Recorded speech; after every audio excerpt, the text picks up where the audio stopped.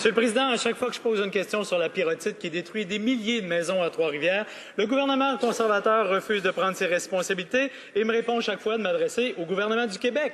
Sauf qu'un récent jugement des tribunaux contredit l'argumentaire des conservateurs. La norme CSA A23.1, s'il faut être précis, qui détermine la quantité de pyrotite que peut contenir le béton avant de causer une catastrophe, est une norme fédérale. Je répète, une norme fédérale. Est-ce que le gouvernement s'engage à modifier la norme fédérale CSA A23.1 afin de protéger les citoyens? Bravo.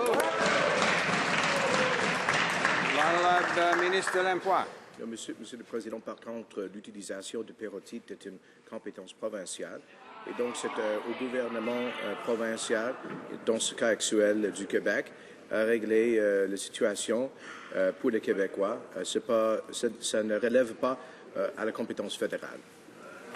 La députée de Trois-Rivières.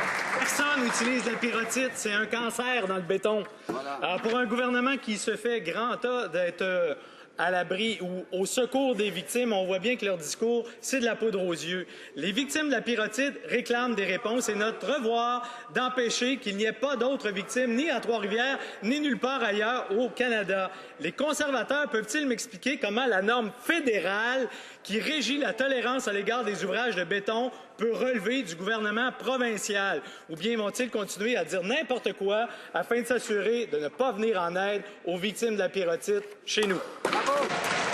Le ministre de l'Emploi.